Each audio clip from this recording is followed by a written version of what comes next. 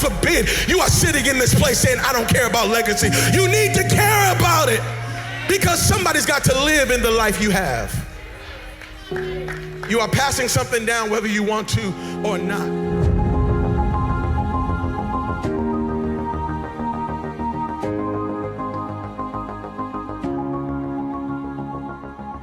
What is the 40% rule? See, the 40% rule is the idea that when you think you're done, you're really only at 40% of your actual capacity, which means there's 60% left in the tank, but most of us don't tap into it. And it's not just about mental toughness, right? It's about principle and biblical truth. It's about perseverance, calling, in God sustaining our strength. Welcome to the Mindset Mastery Podcast. I'm your host, Sam Velasquez, and I'm so excited to be sharing with you about the 40% rule. Now listen, I didn't come up with the 40% rule. This is nothing new. Specifically, this is about Navy SEAL training. But we're not going to talk about Navy SEAL training. I'm just using that as the foundation for where the 40% rule comes into play. So foundationally, understand this.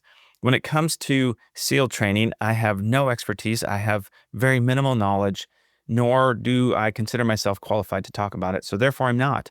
But what I do know is that they come up and have studied this and recognize what they call the 40% rule, because these are men and some women, but primarily men training at the most elite level in what's called BUD/S training.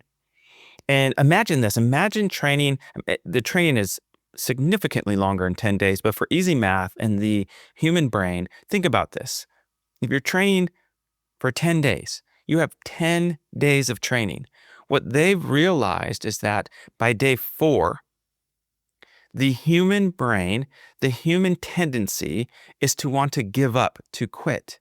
And so it'd be like if we exerted ourselves to the point of exhaustion where we begin to feel like we have nothing left in the tank, it would be by day 4. That's what they've recognized, that the average individual, and I don't think these guys are average at all, right? These are guys who decide, I want to be the elite of the elite. They are not average in that sense. And they enter into this training, and when they hit that wall, when they feel like they want to give up, and I'd imagine this happens to all of them at some point. When it happens, what they're saying is through study and the science and all of the things that they've done over how many actual trainees, they're at 40% in the tank. That means 60% left in the tank. And the reason why we don't get there, or we often butt up into this as the average human and our tendency to want to quit too early, is because we don't practice enough. And we too often allow our feelings and not focus to determine our continued willingness to faithfully take another step, right? It's like, I can't possibly do one more sit-up. I can't possibly do one more push-up. I can't possibly deal with one more kid having an outburst. I can't possibly deal with one more human being out there on this planet not being able to navigate a 4-way stop. I can't possibly tolerate one more thing about politics that's going on right now in society. I can't deal with, and I just want to give up and quit on the church because I'm tired of hearing about stories of pastors who've fallen. I can't keep going, and it's hard for me to believe in the Word of God because I've put my faith and trust in man, and it's failed me so many times. I just feel like I've given everything I have. I want to quit. You know, giving a kind of broad width span here for ideas helps us understand that we hit that 40% because our feelings get involved way too quick. And the tendency, again, is to give up too early because we allow feelings and not focus to determine our forward progress. The biblical parallel to kind of some of this is fascinating to me to think about, because in the Bible, it says in Galatians 6:9, right, the verse, let us not grow weary in doing good. The key part I want to narrow down is weary. Don't let us not grow weary. And I think we grow weary. And it's funny because in doing good is what it follows up with, right? It's good for us to not necessarily suffer, but it's good for us to work hard. It's good for us to have to endure, right? These are also biblical truths. It's good for us to go through trials. It's good for us to not lose sight and lose faith in doing good. Don't grow weary. But it's really hard because my feelings get in the way. 2 Corinthians tells us that his grace, right? It says, my grace, and my is capitalized, meaning God. His grace is sufficient for me, meaning I don't have to conjure something up. His grace alone is enough, and it will give me strength to continue on when I'm at those, hypothetical 40% moments of feeling like I want to give up, I want to quit, I don't want to keep going. This is not fun anymore. This seems not worth it. Ugh, right?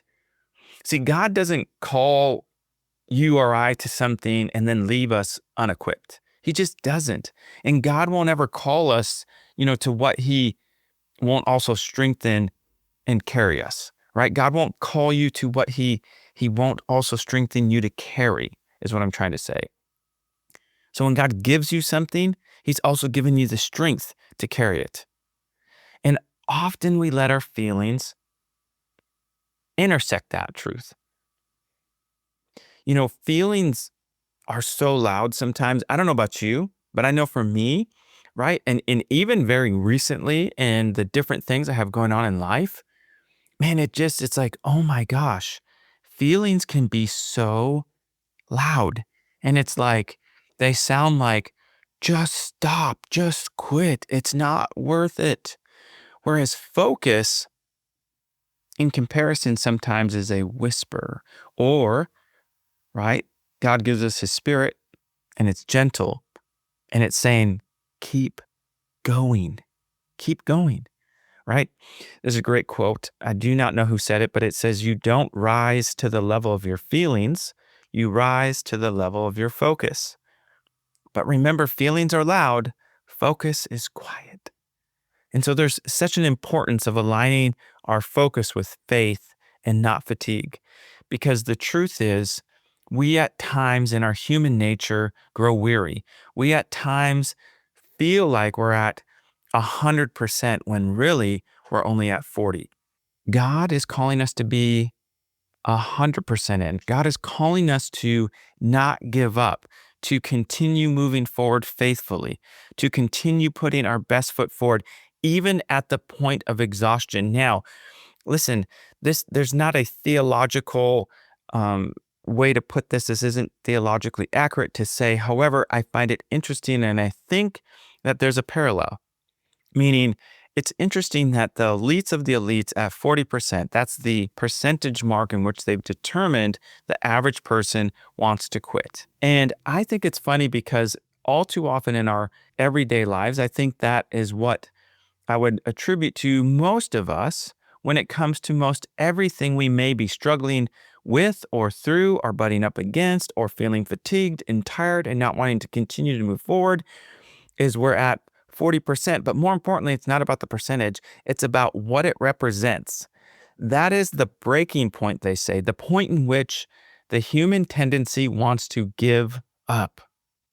And I think this is the intersection for all of us where God comes in, his grace becomes sufficient, and he wants to show us he's put so much more in us, and our capacity to move forward is so much greater than we realize, because it's at that point where we give up, there's, I think, a spiritual, intersection happening, because at the point of giving up is where we want to surrender, where we don't want to carry the weight alone, where we don't want to, or we don't think we can.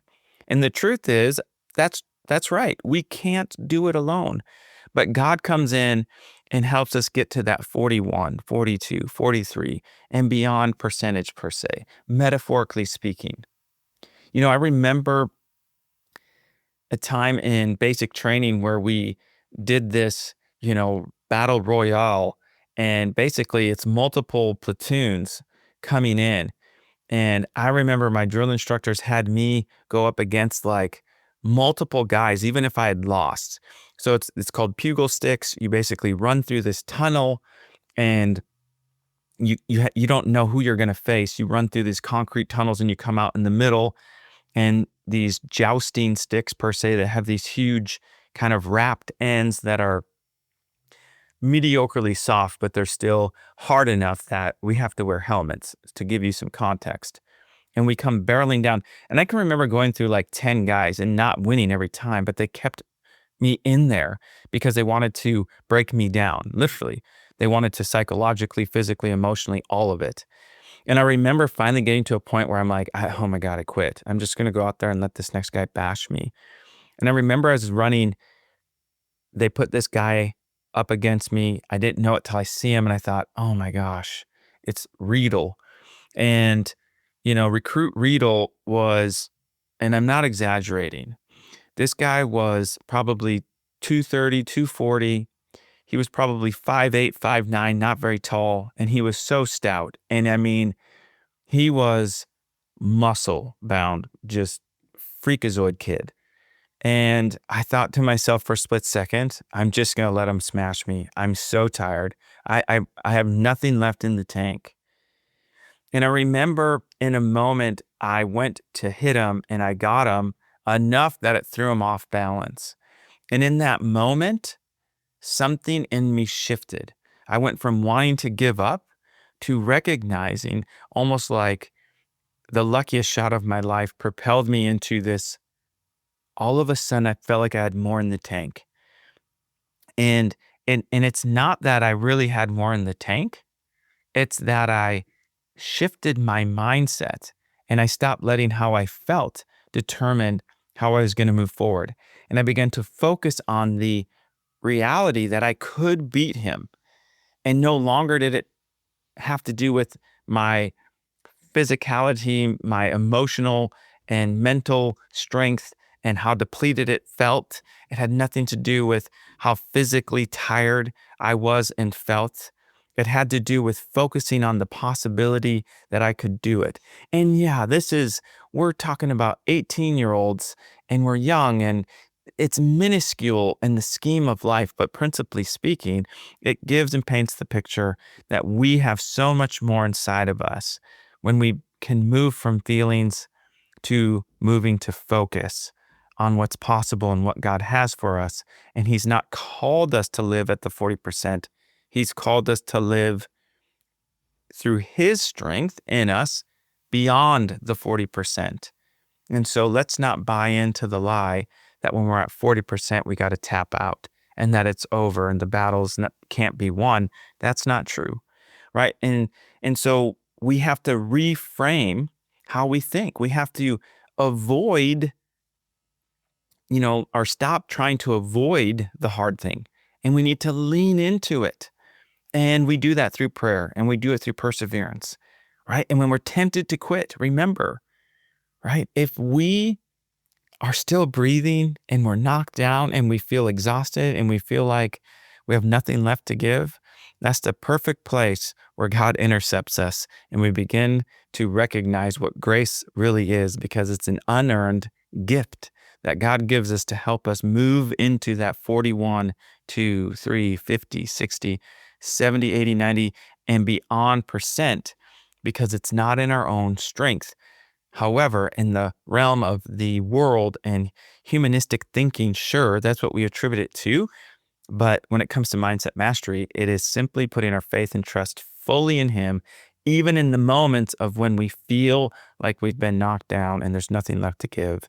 The truth is, God has put so much more inside of you, so much more inside of me, and we can continue to push forward. Listen, I encourage you to identify one area in your life where maybe you've been tempted to stop short. You've been tempted to quit.